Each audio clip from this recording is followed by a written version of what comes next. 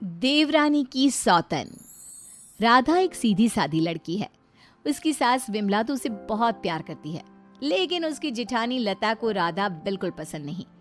राधा अपने ससुराल में बहुत खुश थी, लेकिन उसकी ये खुशी ज्यादा दिनों तक नहीं टिकी, क्योंकि राधा का पति मिहिर उसकी सौतन ले आया। ये कौन है जी? आप किसको घर पर ले आए? ये इस घर की नई बहू और मेरी पत्नी सोनाली है। क्या आपने दूसरी शादी कर ली? ऐसा करते हुए आपको शर्म नहीं आई? आपने एक बार भी मेरे बारे में नहीं सोचा? ये क्या बोल रहा है बेटा? तेरी पहली पत्नी के होते हुए तू दूसरी शादी कैसे कर सकता है? कौन है ये चुड़ैल? निकाल इसे यहाँ से। माँ राधा, आप दोनों एक बात समझ लो। मैंने सोनाली से शादी अपनी मर्जी से की है, वो यहीं रहेगी। और राधा, तुम्हें यहाँ रहना है तो रहो, नहीं तो निकल जाओ यहाँ से। पर सोनाली अब यहीं रहेगी। राधा को मिहिर की बात सुनकर बहुत दुख हुआ। वो रोते हुए अपने कमरे में चली गई। तभी मिहिर सोनाली को उसी कमरे में लाता है और राधा से कहता है, राधा, तुम गेस्ट रूम में शिफ्ट हो जाओ। आज से सोनाली मेरे साथ इसी रूम में रहेगी। ये क्यों इस रूम में रहेगी? ये मेरा कमरा है, आप इसे लेकर गेस्ट रूम में चले जाओ। ओह डार्लिंग, इस गवार को तुमने सर पर चढ़ा रखा है। छोड़ो ना, हम दोनों गेस्ट रूम में ही चले जाते हैं। वैसे भी इस रूम का इंटीरियर डिजाइन मुझे खास पसंद नहीं आया। ओके डार्लिंग, जैसा तुम कहो। मिहिर उसे लेकर चला जाता है और राधा कमरे में बैठकर बहुत रोती है। तभी वहां पर विमला और लता आ जाती हैं। विमला राधा को समझाती है, लेकिन लता अपनी देवरानी के जख्मों पर नमक छिड़कते हुए कहती है, राधा, जरूर तुम में ही कोई कमी होगी जो तुम्हारा पति तुम्हारे हाथ से निकल गया और तुम्हारी सौतन ले आया। मेरे पति तो बिल्कुल वैसे नहीं है। वो किसी दूसरी औरत को आंख उठाकर देखते तक नहीं है। हाँ, मेरी ही कमी है कि मैंने उन्हें भगवान की तरह पूजा, उनकी हर छोटी से छोटी बात का ख्याल रखा। मुझे नहीं पता था कि वो मेरे साथ ऐसा करेंगे।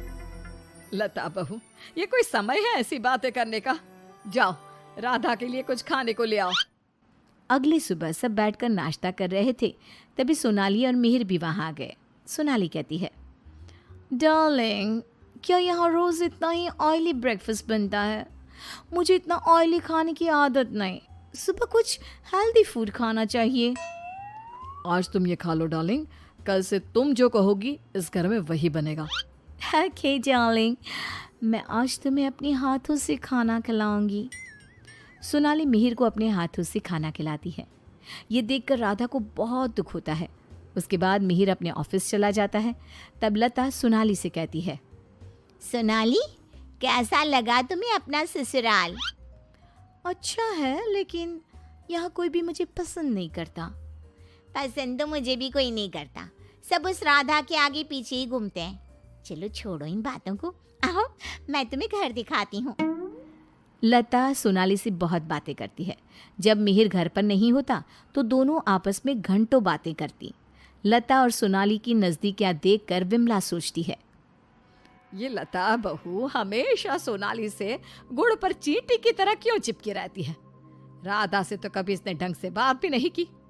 राधा भी तो इसकी देवरानी है और ये देवरानी से बोलती तक नहीं, लेकिन देवरानी की सौतन से चिपकी रहती है। विमला ये सब सोच ही रही होती है कि तभी वहां राधा आकर पूछती है, माँ जी, आज रात के खाने में क्या बनाऊं? अरे राधा, मुझसे क्या पूछ रही है? अपने पति से पूछ। मिहिर जी। राधा कुछ बोल पाती इससे पहले ही मिहिर बोल पड़ता है, माँ, मैं और सोनाली आज शाम मूवी देखने जाएंगे और डिनर भी बाहर करेंगे, तो आप हमारे लिए कुछ मत बनाना। ये बोलकर मिहिर वहां से चला जाता है। राधा रोते हुए अपनी सास से कहती है, देखा माँ जी आपने, आप ये मुझसे बात करना भी पसंद नहीं करते। ये मेरे साथ ऐसा बर्ताव करते हैं जैसे मैं इस घर में रहती ही नहीं हूँ। अरे ना ना बेटा, रो मत तू। उस सोनाली का जादू इसके सर से उतरेगा ना तो ये फिर से तुम्हारे पास ही आएगा। शाम को मिहिर सोनाली को आवाज देता है, सोनाली, सोनाली जल्दी बाहर आओ। इतनी देर करोगी तो मूवी शुरू भी हो जाएगी। ओहो डार्लिंग, तुम तो तैयार भी नहीं होने देते। देखो, कैसी लग रही हूँ मैं? हमेशा की तरह बहुत खूबसूरत। अब चलो जल्दी करो, बहुत देर हो रही है। मिहिर सोनाली के साथ चला जाता है। ये सब देखकर राधा बहुत रोती है। इसी तरह एक दिन सभी बैठकर खाना खा रहे होते हैं कि तभी मिहिर सोनाली से कहता है, सोनाली, कल मैं ऑफिस नहीं जाऊंगा, कल हम शॉपिंग पर जाएंगे। ठीक है डार्लिंग।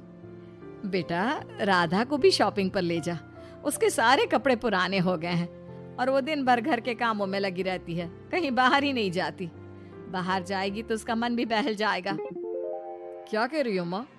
मैं राधा को लेकर बाहर जाऊंगा? कभी नहीं। सॉरी माँ, लेकिन मेरे पास टाइम नहीं है। मैं आपको रुपया दे दूंगा, आप चली जाना उसे लेकर। बेटा, तू तो राधा को बिल्कुल भूल गया है, मगर ये याद रख, वो आज भी तेरी पत्नी है और इसी घर में रहती है। हाँ, तो वो क्यों रह रही है इस घर में? चली क्यों नहीं जाती? राधा, अगर तुम चाहो तो मैं तुम्हें तलाक दे सकता हूँ। तुम ठीक से सोच लो और अपना फैसला मुझे बता देना। बदले में जो चाहो वो मैं तुम्हें दे सकता हूँ। मिहिर की बात सुनकर राधा के ऊपर मानो बिजली सी गिर गई। इसी तरह कुछ दिन बीत गए। राधा अब बहुत दुखी और चुप चुप रहने लगी। एक रात विमला किचन की तरफ पानी लेने जा रही थी, लेकिन किचन में से बातों की आवाज सुनकर वो बाहर ही रुक गई और सोचने लगी, अरे, ये इतनी रात को कौन बातें कर रहा है? ये तो लता और सोनाली की आवाज लग रही है। ये दोनों इतनी रात को क्या बात कर रही है? ध्यान से सुनती हूँ तब पता चलेगा। वो दोनों की बात ध्यान से सुनती है। सोनाली लता से कह रही थी, देख मेम साहब, तेरे देवर को मैंने तेरे कहने से पटाया था, मैंने तेरा काम कर दिया। अब तू मुझे बाकी के रुपए दे दे, नहीं तो तेरे घर वालों को तेरी सारी सच्चाई बता दूंगी। अरे तू ज्यादा चालाक मत बन, मैं तुझे पहले भी कई सारे रुपए दे चुकी हूँ, अब और रुपए नहीं दे सकती। तू जैसी लड़की को इतना अच्छा घर दे दिया, इतना अच्छा पति दे दिया, और क्या चाहिए तुझे? विमला दोनों की बात सुनकर समझ जाती है कि दाल में कुछ काला है। वो सोनाली की जन्म कुंडली निकालने में लग जाती है। तब उसे सोनाली की सच्चाई पता चलती है। एक दिन विमला सारे घर वालों को बुलाती है और कहती है, मिहिर, तुमने सोनाली से शादी कर ली है, ये बात हमारे रिश्तेदारों को भी तो पता चलनी चाहिए ना। मैं तुम दोनों की शादी की खुशी में एक छोटा सा प्रोग्राम करना चाहती हूँ, जिसमें मैं सारे रिश्तेदारों को बुलाऊंगी। सोनाली, तुम भी अपने रिश्तेदारों का नाम और पता बता दो, मैं खुद उन्हें निमंत्रण भेजूंगी। ये सुनकर सोनाली घबरा जाती है। तभी मिहिर कहता है, माँ, सोनाली का कोई रिश्तेदार यहाँ नहीं रहता, वो सब अमेरिका में रहता है। सोनाली खुद अमेरिका से आई है, इसलिए आप बस हमारे रिश्तेदारों को ही इनवाइट कर दीजिए। मिहिर, तुम बहुत भोले हो, तभी तो इस 420 सोनाली ने तुम्हें आसानी से बेवकूफ बना दिया। यह कोई अमेरिका से नहीं आई, ये जेल से आई है, और इसके घर वाले भी एक नंबर के चोर हैं। ये और इसके घर वाले लोगों को बेवकूफ बनाकर घर लूट कर ले जाते हैं, और इसको तुम्हारी जिंदगी में लाने वाली है लता। लता, अब तुम बताओ, क्यों किया तुमने ऐसा? हाँ, मैंने ही सोनाली को रुपए दिए थे कि वो मिहिर को अपने प्यार के जाल में फंसा ले और मेरी देवरानी की सौतन बनकर इस घर में आ जाए। लेकिन भाभी, आपने ऐसा क्यों किया? क्योंकि मैं जलती थी तुमसे। घर के सभी लोग और माँ तुमसे प्यार करते थे, मैं तुमसे बदला लेना चाहती थी, इसलिए मैंने ऐसा किया। भाभी, आपको शर्म आनी चाहिए। आपने मेरा घर बर्बाद किया, मैं आपको कभी माफ नहीं करूंगी। सारी सच्चाई जानने के बाद मिहिर सोनाली को घर से निकाल देता है और राधा से माफी मांगता है। राधा, मुझे माफ कर दो, मैंने तुम्हारे साथ ठीक नहीं किया। मिहिर, मैं तुम्हें माफ नहीं कर सकती और ना ही तुम्हारे साथ रह सकती हूँ। मैं जा रही हूँ ये घर छोड़कर। लेकिन राधा, इसमें मेरी क्या गलती? ये सब तो भाभी ने किया है ना, मैं तो बेकसूर हूँ। अगर सोनाली सच में अच्छी लड़की होती तो क्या तुम उसे छोड़ते? कभी नहीं।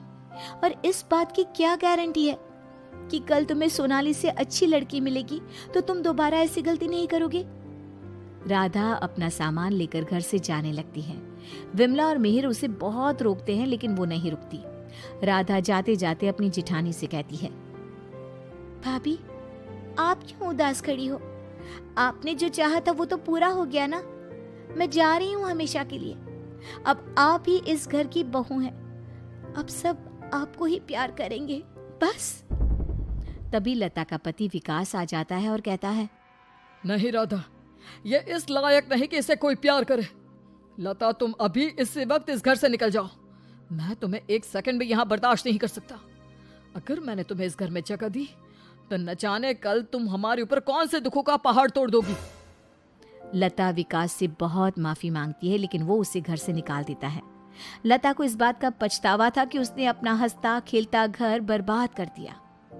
ना तो विकास अपनी पत्नी लता को माफ करता है और ना ही राधा अपने पति मिहिर को माफ करती है।